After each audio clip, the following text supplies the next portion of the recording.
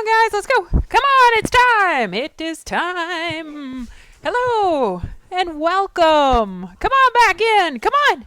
Come on. Welcome to Husky Homeroom. We're a little rambunctious today. Are you rambunctious today? My name is Aliy Zirkle, and these are a couple of my Alaskan Husky sled dogs. We're here today to learn, to explore, and to study. Today, we're going to talk a little bit about the science of sweating. Can you believe that?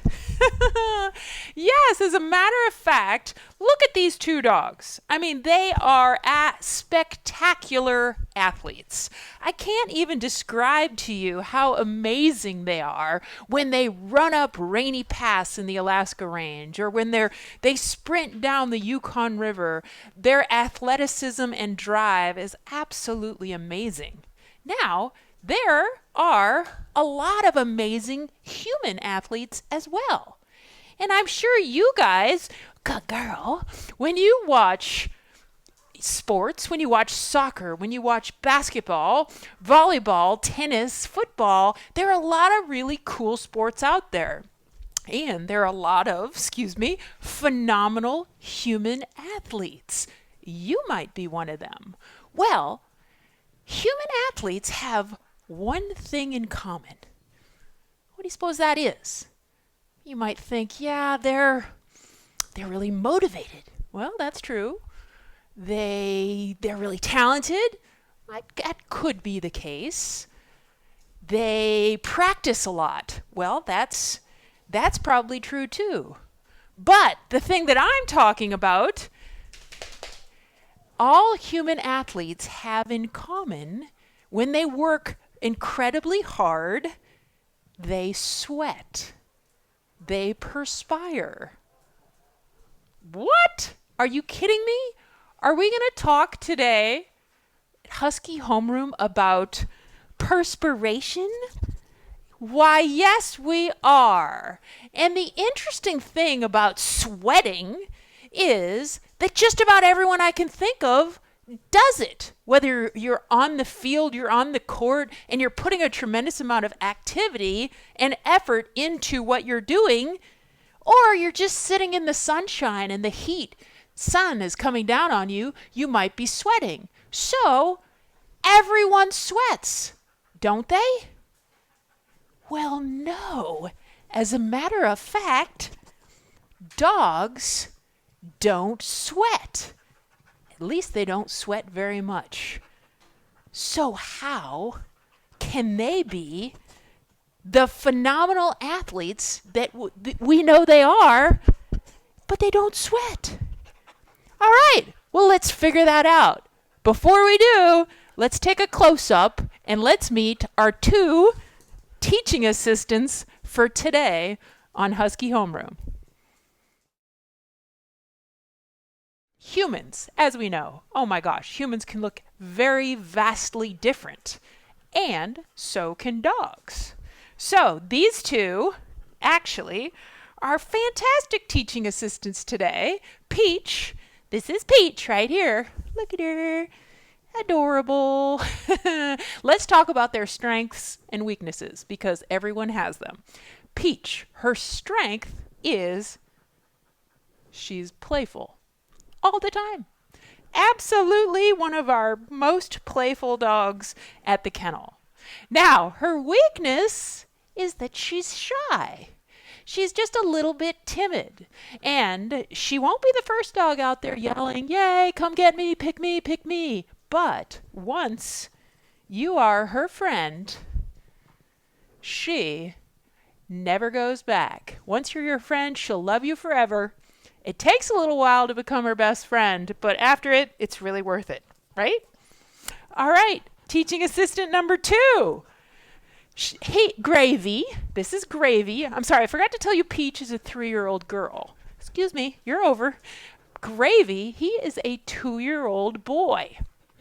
His strength, oh my, is he loves to go. He's got a lot of drive. His weakness is that he's young. Now, hi there, that's a nice Kong. Now, I'm not saying that being young is a problem. What I'm saying is that he is young, and that usually means that he's less experienced.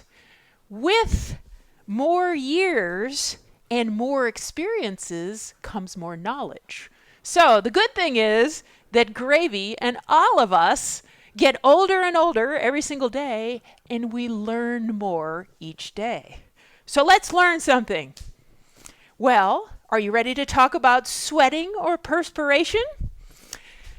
Do you even really know what perspiration exactly is?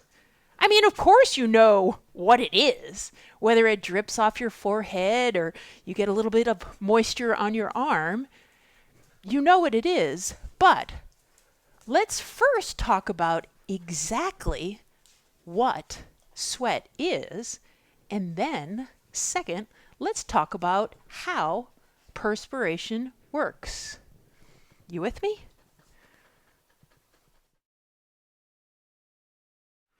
So first, what is sweat? Well, sweat is a liquid. You know, sometimes in science when we're studying, I find that I'm trying to learn one concept, but I feel like I have to learn a couple of other things before I can understand that first concept. So that's where we're at now. Sweat is a liquid. Did you know that everything in our world is made up of matter? Matter. And there are 3 states of matter: solid, liquid, and gas. The solid state, Peachy Peach, solid is solid. It's like the dog sled, solid. The wall, solid. The floor, what do we got down there, is solid. Solid means it has a fixed volume and it has a fixed shape. Liquid. You already know what a liquid is. Sweat is a liquid. Milk is a liquid. Are you two leaving? The lesson is not over. Milk is a liquid. Orange juice is a liquid. Liquids have a fixed volume or amount, but they don't have a fixed shape, right? I mean, you can pour your orange juice in any kind of glass that you want. The last state of matter is a gas. It's a gas. You think about a gas is helium or air or carbon dioxide. They're gases, and they actually have no fixed volume and no fixed shape. So there are those 3 states of matter. Peach, are you leaving? Peachy, are you leaving? That's a shame. Did I mention that these two are best friends? That's why I brought them in together, because when I brought Peach in at first to be part of Husky Homeroom, her BFF, Gravy, cried and cried and cried and had to come in and be another teaching assistant. So that's why they're in here together. Anyway, let's go back. There's 3 states of matter: liquid, solid, and gas. Okay. Back to perspiration. Let's use the polite word, perspiration. What exactly is sweat? Number 1, sweat, Peachy Peach, is made when your body temperature is hot. Sweat is made in your sweat glands, which are underneath the surface of your skin. Sweat comes out of tiny little holes in your skin, Peach, called pores. Lastly, sweat, oh my goodness, is mostly made out of water, but there's also salt in your sweat. You guys want to play? I bet. Can you just wait a few minutes till we're done with the homeroom? Okay, now let's explore why sweating happens. What is it? Why it happens? Sweating it's a bodily function. And what it is doing is it's regulating your internal body temperature. Remember how we talked about how you and I and Gravy and Peach, we all have a certain internal body temperature and we try to keep it in the normal range. We don't want to get too cold and we don't want to get too hot. So, this is how it works. When you run, you play, you race, your body starts to get hot.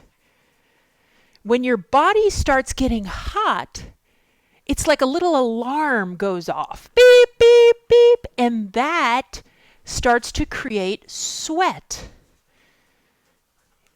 It's very bad for your body if it gets overheated. So that alarm is usually pretty on, and it will tell you when to start to sweat. Now, what happens next? You guys gonna help it all today? What happens next is your body is like a mini science experiment on your skin. When your body heats up from exercise or just from the fact that it's hot, the environment's hot, then sweat, it pools. It pools on your skin and it actually gets wet. Your skin has moisture on it. Now, moisture, sweat, it's liquid. It's one of the states of matter, liquid. Now, when your arm is very, very hot and it produces liquid sweat, what happens is it then converts or changes, are you ready to leave? To gas. That's the other state of matter. When this conversion from liquid to gas happens, it's called evaporation. Peach. So let's think about that again. That's a little complicated, right? When your body gets hot, your arm is really hot. It creates liquid sweat. When it creates liquid sweat, there is a process that happens that's called evaporation. Evaporation takes the liquid from your arm or your body and it converts it to gas. That process is called evaporation. Do you want to know the interesting thing about evaporation? That process of evaporation, it needs energy to make liquid turn to gas. I told you she's playful. Where do you get the energy to make the evaporation process work? It uses heat energy. Where do you get heat energy? From your body. That's why you were sweating to begin with, right? So the process of sweating is you get liquid on your skin, and when it evaporates, not only does the liquid turn into gas and go away, but it also takes the heat with it. That's what your body was trying to do all along by sweating. It was trying to get rid of the heat. We can have a wrestling match in here? Are we wrestling? Good dogs.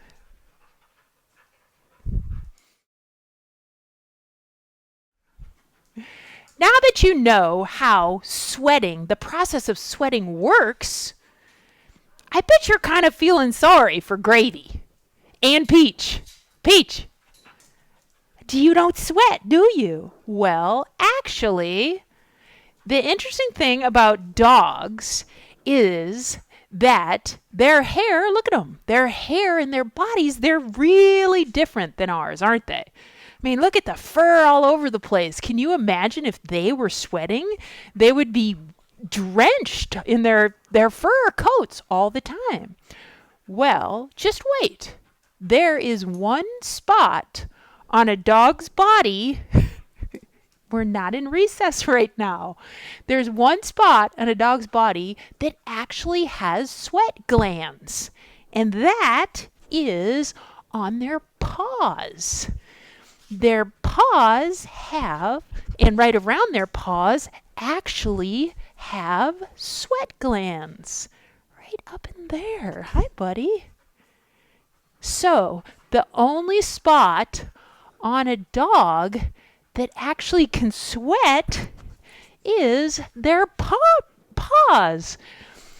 So, since these guys, as we know, are just as good or better athletes than us humans, how do they do it?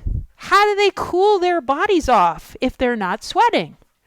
Well, dogs use an entirely different method to cool themselves off than us humans. Gravy, show yourself. And Gravy's actually doing it for us right now. He's panting. Anyone who's watched a dog run around, exercise, notice that they do something that we don't. And that's pant. Now, what panting does is you're panting too, aren't you?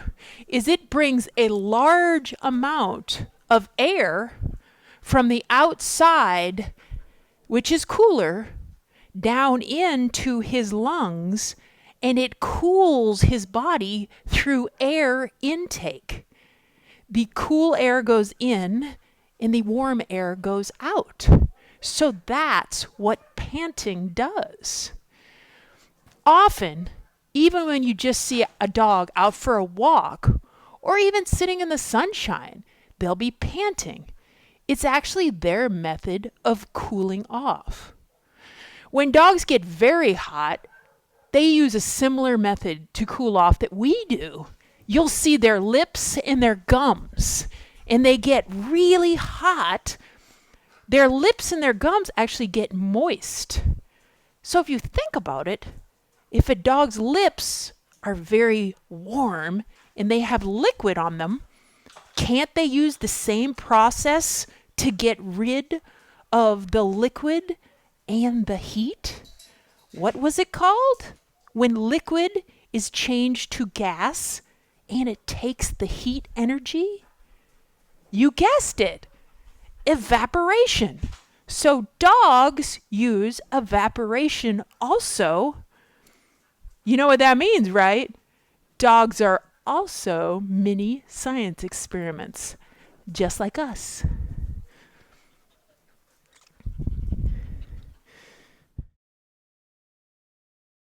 That's all from Husky Homeroom. We studied a lot of science today. We learned what the 3 states of matter are: solid, liquid, and gas. And we also figured out what the incredible process of evaporation is and how it works. It also works with our bodies to keep us healthy and active. Of course, we continue to discover some of the ways that dogs are so different from us, but also some of the ways that they're similar. By now, you might be like me and think, dogs are incredible.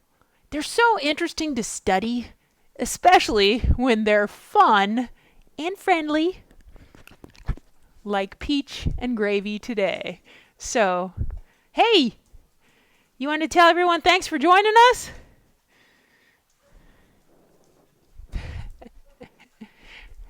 Thanks for joining us.